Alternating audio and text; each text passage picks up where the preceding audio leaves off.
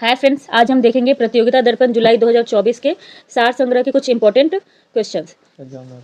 ये क्वेश्चंस हमेशा one day exams में आते हैं। इनसे जुड़े एक दो क्वेश्चंस तो आपको मिल ही जाएंगे।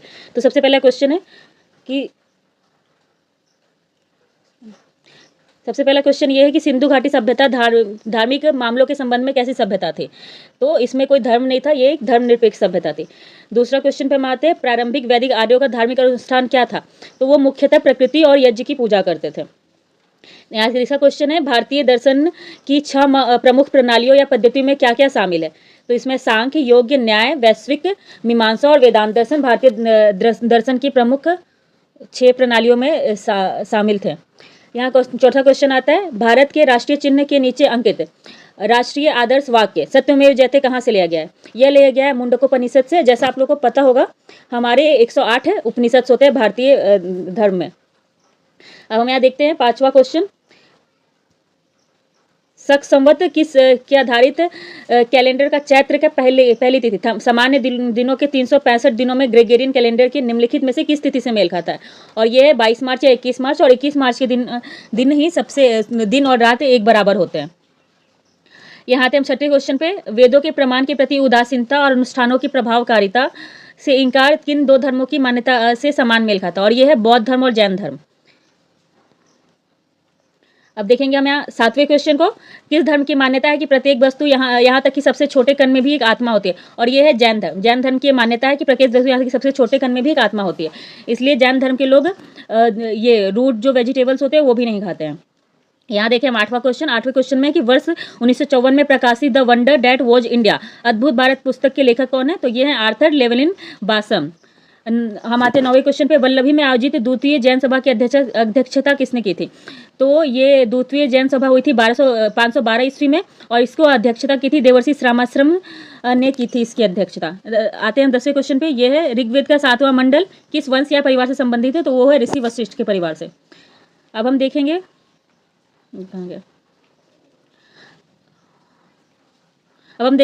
हिस्ट्री यानी इतिहास से जुड़े कुछ सवाल। ये है कि इंडिया ओल्ड एंड न्यू नाम की पुस्तक के लेखक कौन है। तो ये है Valentine Chirol. Doctor Bhimrao Ambedkar ने किस वर्ष इंडिपेंडेंट लेबर पार्टी की ऑफ इंडिया की स्थापना की थी। तो ये है वर्ष 1936 में उन्होंने की थी। यह 13 क्वेश्चन ये है कि 1859 से 1862 ईस्वी तक चले आंदोलन का नेतृत्व दिगंबर विश्वास और विष्णु विश्वास ने किया था। किस आंदोलन का नेतृत्व किया था इन दोनों भाइयों ने। तो है नील विद्रोह। मुंबई में स्थित एनटीसी महिला विश्वविद्यालय भारत का प्रथम महिला विश्वविद्यालय किसके द्वारा स्थापित किया गया था। तो वो किया गया था डॉक्टर घोडो केशव कर्वे के द्वारा। हम आते हैं 15वें क्वेश्चन पे। 15वां क्वेश्चन है कि किस वर्ष भारतीय राष्ट्रीय कांग्रेस की कार्यवाही में महिलाओं ने भाग लेना प्रारंभ किया। तो वो थी मुंबई में आयोजित 5वें अधिवेशन में, जो कि हुआ था 1889 में। और इसकी अध्यक्षता की थी विलियम वेडरवर्न ने। अब हम देखते हैं पे 16वां क्वेश्चन, किसने वर्ष 1906 में डिप्रेस्ड क्लास मिशन की नींव रखी थी। किसने वर्ष 1906 में डिप्रेस्ड क्लास मिशन की नींव रखी थी। तो वो रखी थी विट्ठल रामजी शिंदे ने। 7वां क्वेश्चन है कि रॉयल इंडियन नेवी विद्रोह किस वर्ष प्रारंभ हुआ था। तो ये हुआ था 18 फरवरी 1946 को।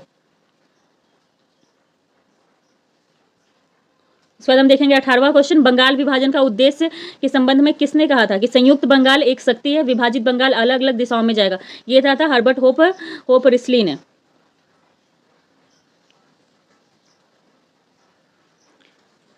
ये देखिए 19वां क्वेश्चन, फ्रांसीसियों ने अपने भारतीय क्षेत्र को अंततः भारत को कब सौंपा। तो ये हुआ था 1 नवंबर 1954 को, जिसमें भारत में अंतिम फ्रांसीसी उपनिवेश पौंडीचेरी, यनम और कारकाइल एवं माहे का भारत में विलय हुआ था। और आपको ये बता दें कि ये सारी जगह अलग अलग पे स्थित है, ये कोई एक जगह नहीं है। भारत का आर्थिक इतिहास नामक पुस्तक किसने लिखी थी। तो ये लिखी थी रमेश चंद्र दत्त जी ने। अब हम देखते हैं भारतीय राज्य व्यवस्था एवं संविधान से जुड़े कुछ क्वेश्चन। सबसे पहला क्वेश्चन 21वां क्वेश्चन, राज्यपाल को हटाने के लिए राष्ट्रपति को किसकी सलाह की आवश्यकता होती है। तो असल में राज्यपाल को हटाने के लिए राष्ट्रपति को किसी की सलाह की आवश्यकता नहीं होती, क्योंकि राज्यपाल राष्ट्रपति के प्रसाद पर्यंत यानी उनकी इच्छा के अनुसार कार्य करते हैं। 22वां क्वेश्चन है कि भारत के अटॉर्नी जनरल महान्यायवादी के वेतन भत्ते किसके द्वारा निर्धारित होते हैं। तो ये होते हैं राष्ट्रपति के द्वारा निर्धारित।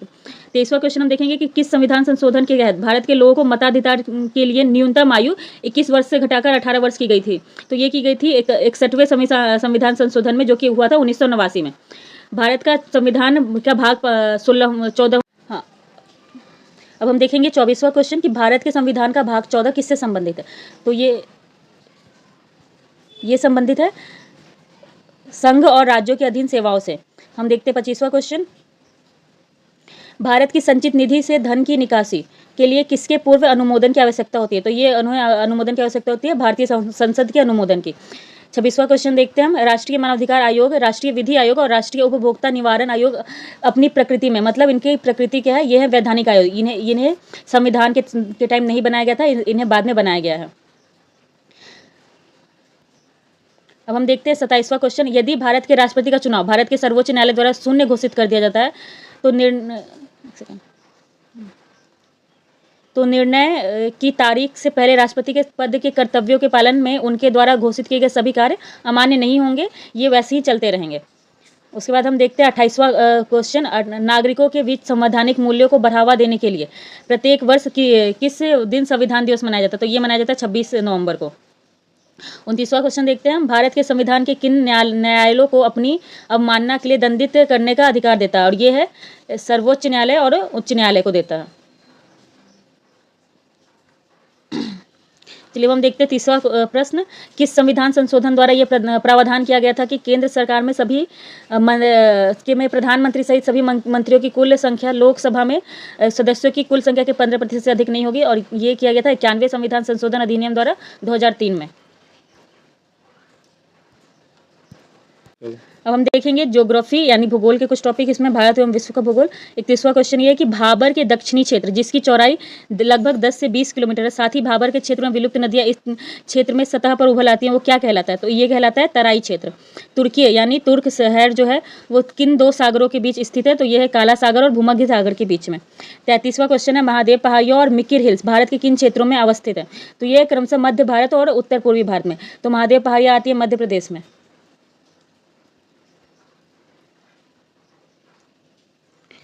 डंपा टाइगर 34वां क्वेश्चन, डंपा टाइगर रिजर्व किस राज्य में अवस्थित है। तो यह भारत के मिजोरम राज्य में अवस्थित है। अंडमान और निकोबार द्वीप समूह एक दूसरे से किस चैनल द्वारा अलग होते हैं। तो ये होते हैं 10 डिग्री चैनल द्वारा एक दूसरे से अलग। किन्नौर, मेवात और कोरोमंडल किसके उत्पादन के लिए प्रसिद्ध है। तो ये क्रमशः सेब कृषि और एवं मूंगफली के लिए। तो किन्नौर प्रसिद्ध है सेब के लिए, कोरोमंडल कृषि के लिए और मेवात कृषि के लिए और मूंगफली के लिए है कोरोमंडल। अब हम देखते हैं 37वां क्वेश्चन, सुबह साफ और समुद्री हवाएं चलती हैं, जैसे ही सूरज आसमान में चढ़ता है गर्मी बढ़ती है, काले बादल बनते हैं और फिर गरज और बिजली के साथ बारिश होती है, लेकिन बारिश जल्द ही बंद भी हो जाती है। यह किस क्षेत्र की जलवायु की विशेषता है। तो ये विशेषता है भूमध्य रेखीय क्षेत्र की। 38वां क्वेश्चन, भारत के उत्तर पश्चिम क्षेत्र में शीतकालीन वर्षा के लिए उत्तरदायी हवाएं हैं। तो ये नम वायु राशि वाली पछुआ पवन है। 39वां क्वेश्चन, अरुणाचल प्रदेश में अवस्थित नामदफा राष्ट्रीय उद्यान अपनी जलवायु विशेषण प्रसिद्ध है। यहाँ कैसी जलवायु पाई जाती है। यहाँ पाई जाती है उष्ण कटिबंधीय और उपोष्ण कटिबंधीय, साथ ही शीतोष्ण कटिबंधीय। 40वां क्वेश्चन, इंद्रावती और प्राणहिता नदी किस नदी की प्रमुख सहायक नदियां हैं। तो यह है गोदावरी नदी की प्रमुख सहायक नदियां। हम देखेंगे पर्यावरण और जैव विविधता के कुछ क्वेश्चन। तो हम आते हैं 41वें क्वेश्चन पे। WHO यानी वर्ल्ड हेल्थ ऑर्गेनाइजेशन वायु गुणवत्ता दिशा निर्देशों के अनुसार हवा में अत्यधिक ओजोन की मात्रा किस रोग का कारण बन सकती है। तो ये बन सकती है अस्थमा रोग के कारण। कम समय में वन्य क्षेत्र को विकसित करने के लिए प्रसिद्ध पद्धति जिसमें पेड़ों को पास पास लगाया जाता है वो क्या कहलाती है। तो ये कहलाती है जापानी मियावाकी पद्धति, जिसमें प्रति वर्ग मीटर में 3 से 5 पौधे लगाए जाते हैं। यहाँ देखते हैं 43वां क्वेश्चन, चावल के खेत किसके महत्वपूर्ण स्रोत माने जाते हैं। तो ये माने जाते हैं मीथेन और नाइट्रस ऑक्साइड के स्रोत है। 44वां क्वेश्चन देखते हैं हम, किस जीव की कुछ प्रजातियां कवक के कृषक के रूप में जानी जाती हैं। तो ये होती हैं चींटी। 45वां क्वेश्चन, पर्यावरण के किन गैसों की अधिकता अम्लीय वर्षा यानी एसिड रेन का कारण बनती है। तो ये होते हैं नाइट्रोजन ऑक्साइड और सल्फर डाइऑक्साइड। देखते हैं 46वां क्वेश्चन, विश्व वानिकी कांग्रेस को कितने वर्षों के अंतराल पर एक बार आयोजन किया जाता है। तो ये होता है 6 वर्षों के अंतराल पर इसका एक बार आयोजन किया जाता है। 47वां क्वेश्चन, वनों पर न्यूयॉर्क घोषणा जो कि एक स्वैच्छिक और गैर कानूनी रूप से बाध्यकारी घोषणा है, यह किस वर्ष लागू किया गया था। तो ये किया गया था 2014 में संयुक्त राष्ट्र महासचिव के जलवायु शिखर सम्मेलन द्वारा। हम देखते हैं 48वां क्वेश्चन, महासागर की खाद्य श्रृंखला में बैक्टीरिया, फाइटोप्लैंक्टन और शैवाल किस माने जाते हैं? तो ये माने जाते हैं प्राथमिक उत्पादक। और जैसा कि आप लोगों को पता होगा कि हम जो ऑक्सीजन लेते हैं, से सांस लेते हैं, वो भी फाइटोप्लैंक्टन के द्वारा ही उत्पादित किया जाता है। हम देखते हैं 49वां क्वेश्चन, यूएनईपी द्वारा समर्थित कॉमन कार्बन मैट्रिक का विकास किया गया है विश्व भर में भवन निर्माण कार्यों में कार्बन पदचिह्न का आकलन करने के लिए। अब हम देखते हैं 50वां क्वेश्चन, यदि किसी विशेष पौधे की प्रजाति को वन्य जीव संरक्षण अधिनियम 1972 की अनुसूची 6 के अंतर्गत रखा गया, तो इसका निहितार्थ क्या है? मतलब इसका अर्थ क्या है? तो इसका मतलब ये होगा कि उस पौधे की खेती के लिए लाइसेंस की आवश्यकता होती है, जैसे कि ओपियम यानी अफीम। अब हम देखते हैं तो अर्थव्यवस्था, इसमें 91वां क्वेश्चन कि 1 रुपए के नोट पर किसके हस्ताक्षर होते हैं? तो 1 रुपए के नोट पे होते हैं वित्त मंत्रालय के सचिव के हस्ताक्षर, और बाकी सारे नोट पे रिजर्व बैंक के गवर्नर के हस्ताक्षर होते हैं।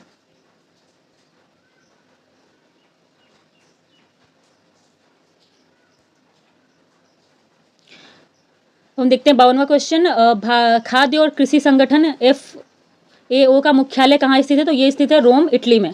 53वां क्वेश्चन, अंतर्राष्ट्रीय श्रम संगठन का मुख्यालय कहाँ स्थित है? यह है जिनेवा, स्विट्जरलैंड में।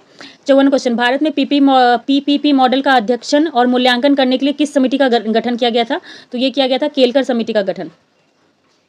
आते हैं 55वें क्वेश्चन पे, शेयर बाजार और बॉन्ड बाजार किसमें सम्मिलित है? तो ये सम्मिलित है पूंजी बाजार यानी कैपिटल मार्केट में। 56वां क्वेश्चन अब हम देखेंगे,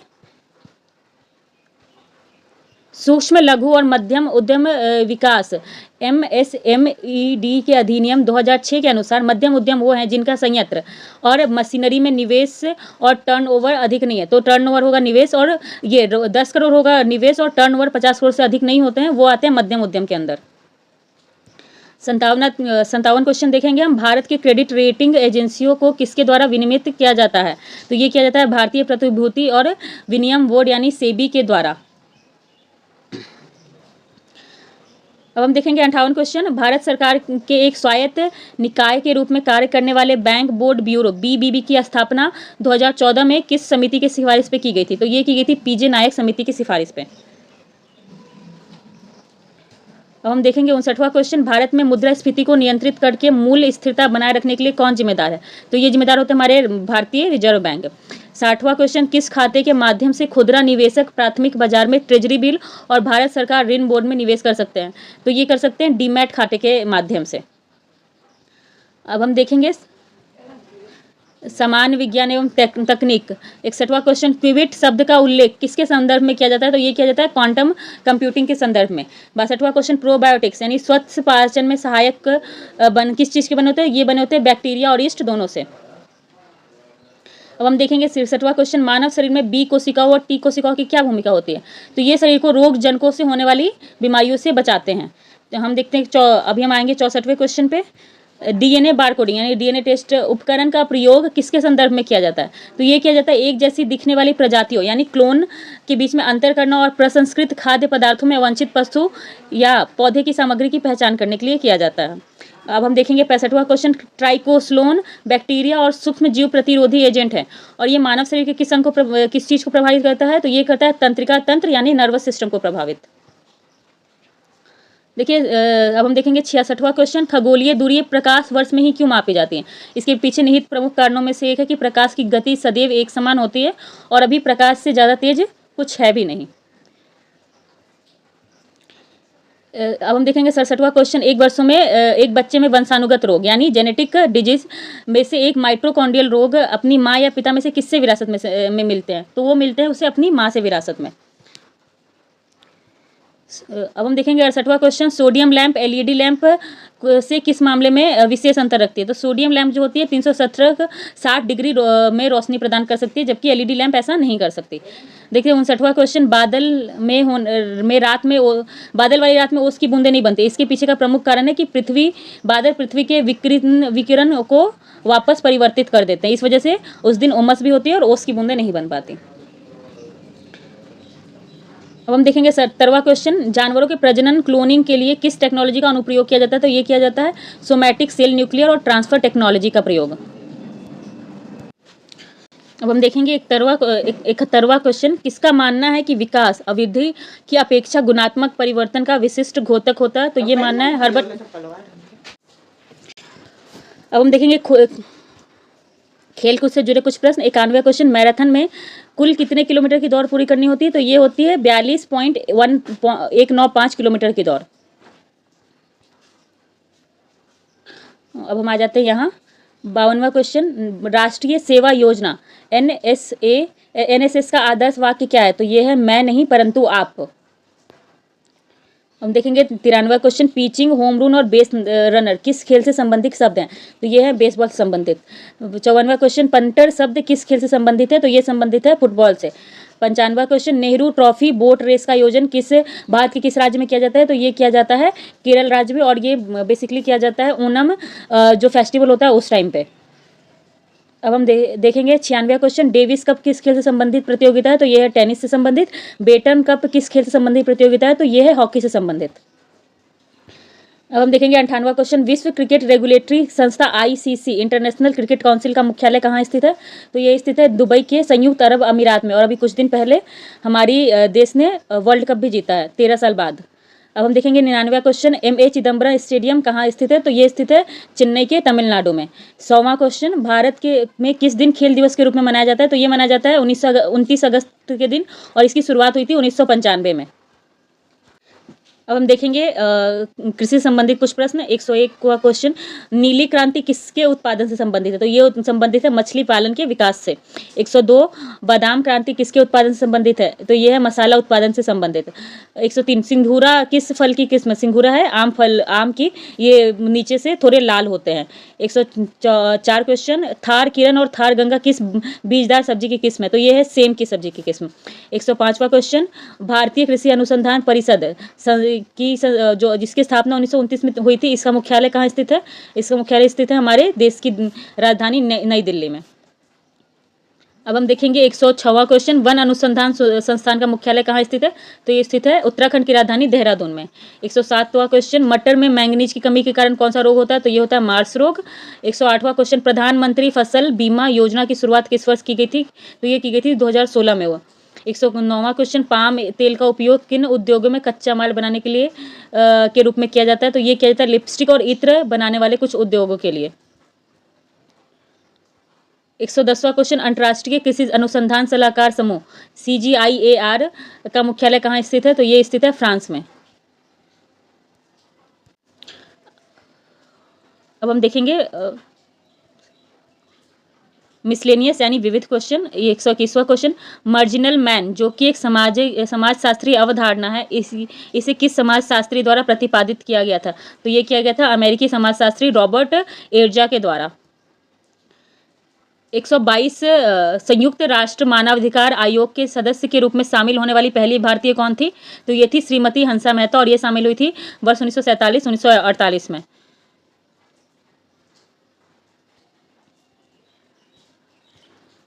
अब हम देखेंगे 124वां क्वेश्चन, 123वां क्वेश्चन, वर्ष 1998 में नोबेल पुरस्कार से सम्मानित अमर्त्य सेन को उनके किस सिद्धांत के लिए यह पुरस्कार दिया गया था? तो ये दिया गया था कल्याणकारी अर्थशास्त्र और सामाजिक चयन सिद्धांत के लिए। अब हम यहाँ आते हैं नीचे, जयंत पाटिल समिति की स्थापना किससे संबंधित है? तो यह कम वर्षा वाले क्षेत्र के विकास के लिए योजना विकसित करना। 125वां क्वेश्चन, भाखरा नंगल बांध परियोजना किन राज्यों की संयुक्त परियोजना है? तो यह है हरियाणा, पंजाब और राजस्थान राज्यों की संयुक्त परियोजना है। अब हम देखेंगे 126वां क्वेश्चन, जापान की संसद को किस नाम से जाना जाता है? तो इससे जाना जाता है डाइट के नाम से, और अमेरिका की संसद को जाना जाता है कांग्रेस के नाम से। 127वां क्वेश्चन, संयुक्त राष्ट्र शैक्षिक वैज्ञानिक और सांस्कृतिक संगठन का मुख्यालय कहाँ स्थित है? तो ये स्थित है पेरिस, फ्रांस में। पेरिस जो है फ्रांस की राजधानी है। 128वां क्वेश्चन, कानून के समक्ष एक व्यक्ति के रूप में मान्यता का अधिकार मानव अधिकारों की सार्वभौम घोषणा किस अनुच्छेद में उल्लेखित है? तो ये की गई है अनुच्छेद 6 में। 129वां क्वेश्चन, मध्य प्रदेश के बुरहानपुर को किस अन्य नाम की संज्ञा दी जाती है? तो ये दिया जाता है दक्षिणी भारत का प्रवेश द्वार। अब हम देखेंगे इस सीरीज का आखिरी क्वेश्चन, ब्रेटन वुड्स समझौता जुलाई 1944 के पश्चात किन दो महत्वपूर्ण संस्थाओं का गठन किया गया था? तो ये किया गया था अंतर्राष्ट्रीय मुद्रा कोष और विश्व बैंक का के बाद। तो ये था हमारा आज का टॉपिक। हम अब आगे मिलेंगे एक और इम्पॉर्टेंट टॉपिक के साथ किसी दूसरे वीडियो में, और हमसे जुड़ने के लिए सब्सक्राइब करें जीएस स्पिरिट, और यहाँ तक देखने के लिए थैंक यू।